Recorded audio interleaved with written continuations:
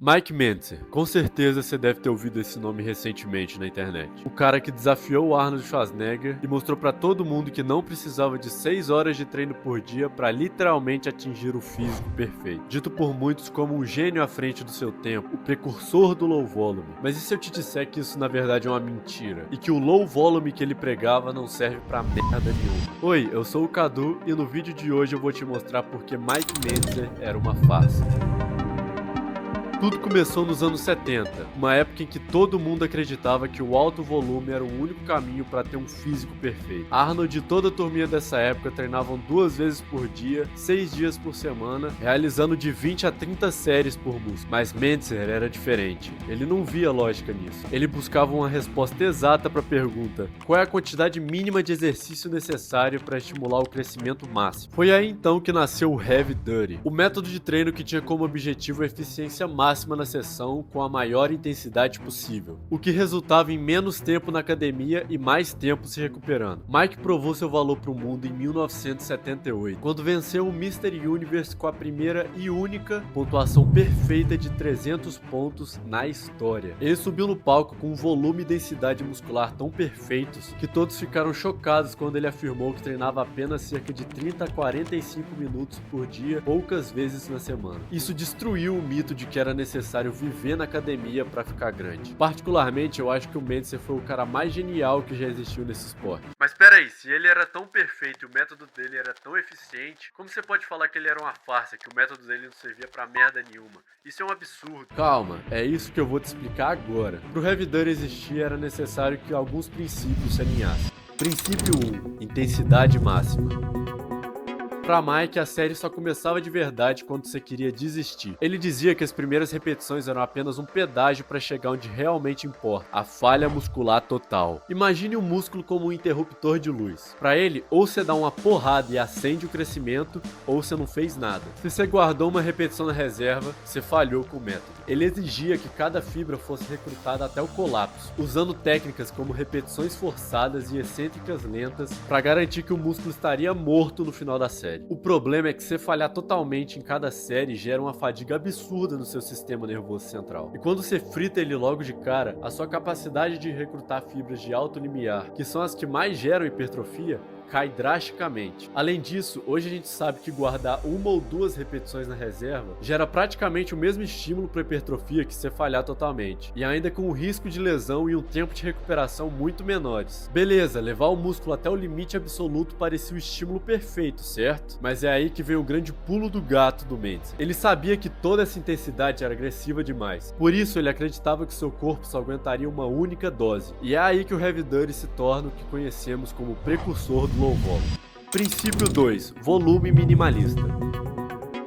Aqui é onde o Mike chutava o balde do senso comum. Enquanto o Arnold fazia 20, 30 séries por músculo, Mentzer dizia: se a primeira série foi produtiva, por que fazer a segunda? E se a primeira não prestou, a segunda também não vai prestar. A lógica dele era puramente econômica. O corpo tem uma reserva limitada de energia para se recuperar. Se você gasta essa energia fazendo 10 séries, não vai sobrar nada para o músculo realmente crescer. Então a regra era clara: apenas uma única série de trabalho por exercício. Você entrava na máquina, dava a vida naquela série e acabou. Próximo exercício ou tchau academia. Hoje sabemos que a hipertrofia é dose dependente, ou seja, quanto mais volume, mais hipertrofia. Mas até certo ponto. Existe uma faixa de séries em que a maioria das pessoas vai ter um estímulo ótimo para hipertrofia. Entre 4 e 12 séries por músculo por semana, onde abaixo de 4 seria um estímulo insuficiente para o seu músculo precisar sinalizar hipertrofia, e acima de 12 um estímulo excessivo, o qual seu corpo não consegue se recuperar. Mas isso obviamente vai depender de pessoa para pessoa, isso não é uma regra certa para todo mundo. Então, para você não ter que fazer 10 exercícios diferentes para o mesmo músculo, você pode e provavelmente vai fazer mais do que uma série por exercício. Mas se mesmo assim, depois de eu te explicar tudo isso, você ainda insistir em fazer só uma série, você provavelmente vai estar pronto para treinar de novo rapidinho, certo? Errado. Mike dizia que, se você tivesse assistindo esse vídeo até agora e ainda não tivesse deixado o like, você iria perder 10 quilos de massa muscular. E aproveitando que você já parou para deixar o like, não esquece de se inscrever. Isso me ajuda demais a continuar produzindo conteúdo aqui para vocês. Continuando, para Mentzer, o estrago dessa única série era tão profundo que ele pregava algo que deixaria qualquer rato de academia desesperado: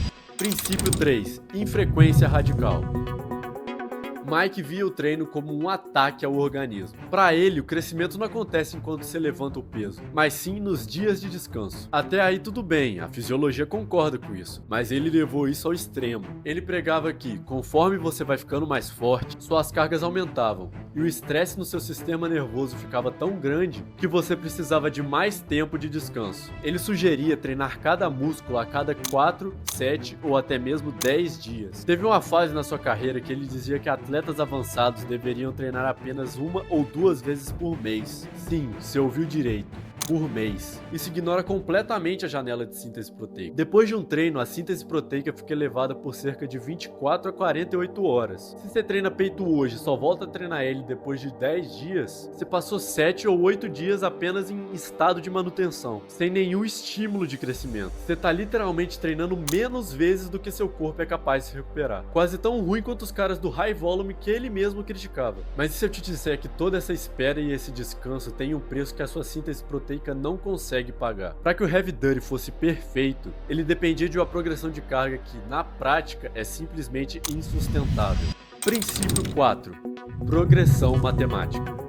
Para Mentzer, a musculação era uma ciência exata. Se você descansou o suficiente e treinou numa intensidade correta, você obrigatoriamente deveria estar mais forte no próximo treino. Se no treino passado você fez 6 repetições com 100 kg, hoje você deveria fazer 7 repetições com 100 kg ou 6 repetições com 105 kg.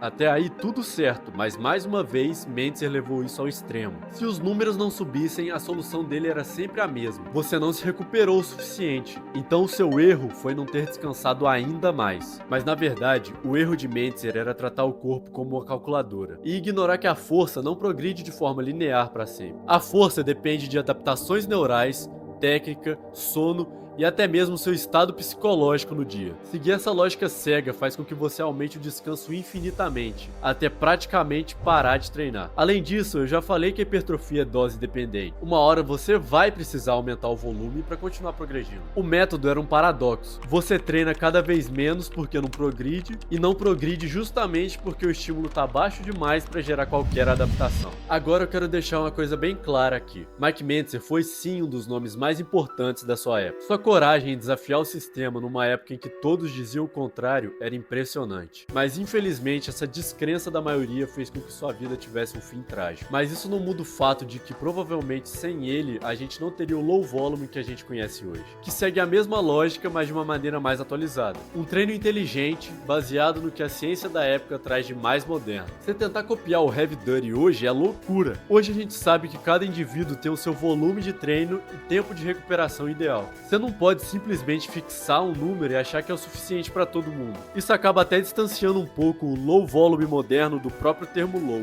que na maioria das vezes trabalha com um número de séries bem acima do que já foi pregado um dia. E se você tiver gostado desse vídeo que você acabou de assistir, não esquece de deixar o like e de se inscrever. Isso me ajuda a entender que eu posso trazer mais conteúdos desse tipo para vocês. Obrigado por assistirem e até a próxima.